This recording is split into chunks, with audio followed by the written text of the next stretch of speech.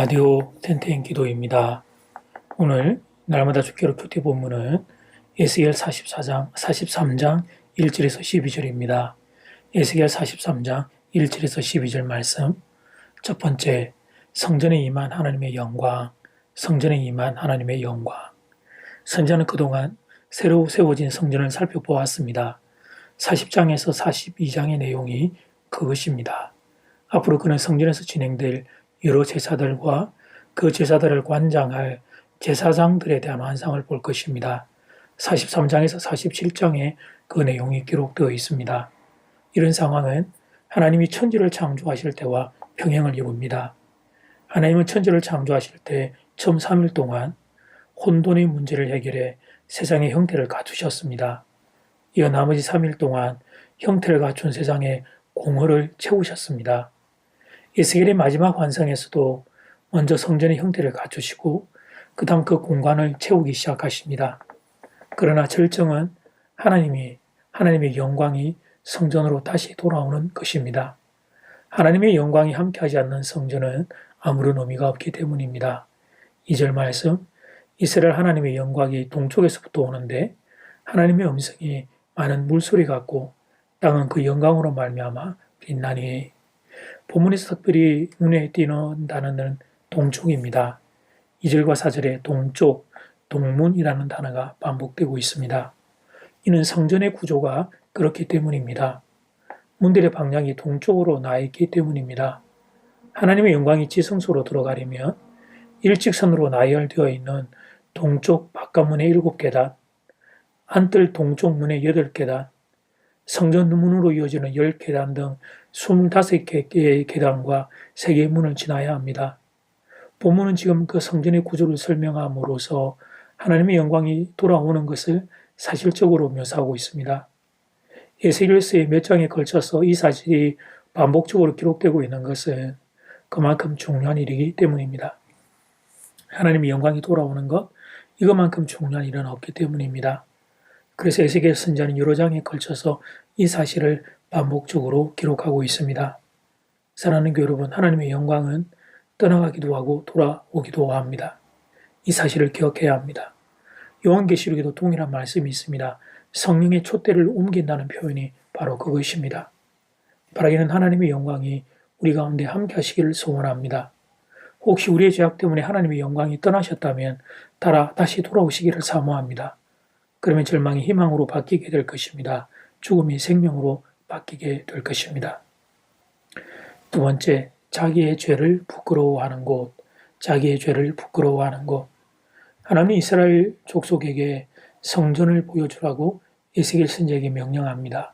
10절 말씀, 인자야, 너는 이 성전을 이스라엘 족속에게 보여서 그들이 자기의 죄악을 부끄러워하고 그 형상을 청량하게 하라.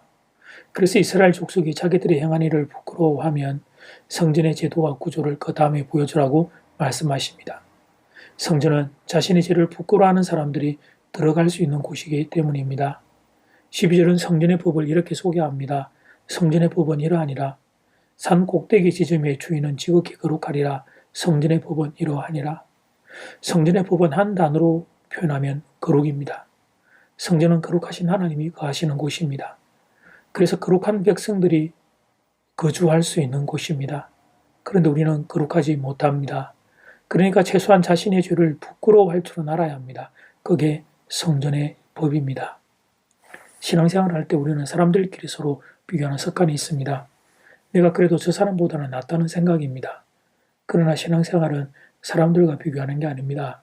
하나님 앞에 선 단독자로 사는 것입니다.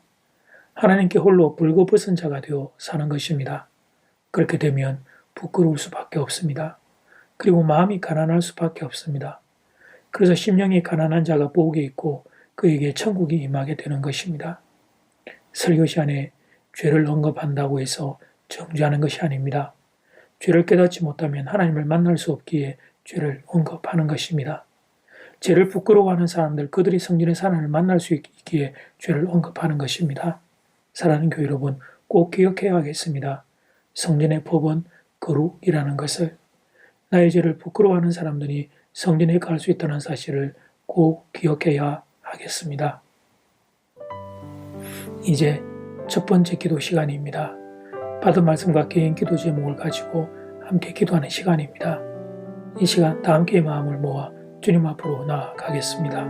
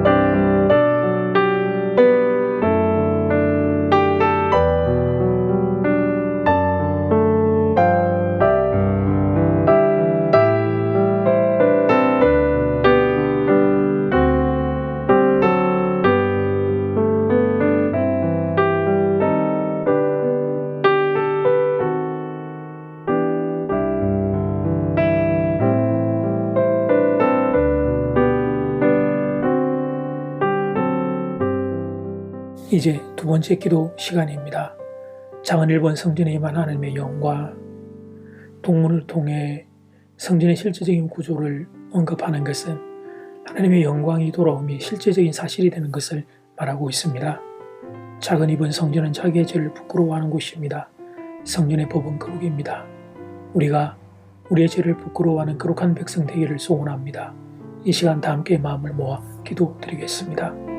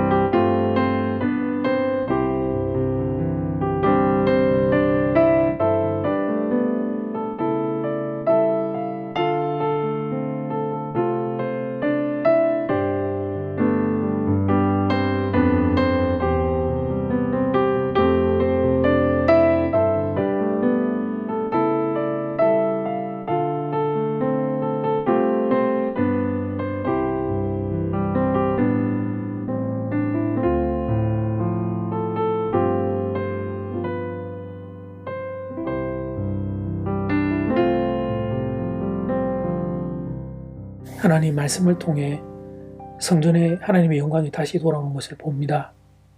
하나님의 영광이 이 나라 이 민족의 모든 교회 위에 임하게 되기를 소원합니다. 그리고 하나님, 우리가 죄를 부끄러워하는 그곳이 성전이며 성전의 법이 거룩이라는 사실을 기억하고, 하나님, 죄 때문에 내가 죽을 수밖에 없고 나의 주 예수 그리스도가 나의 죄를 대속해 십자가 지신 사실을 생각하고 죄를 멀리하는, 죄와 피 흘리기까지 싸우는 거룩한 백성들을 될 수 있게 은혜 더하여 주시옵소서. 예수님 이름으로 기도드립니다. 아멘. 이제는 각자 개인적으로 기도하시면 되겠습니다. 평안한 밤 되십시오.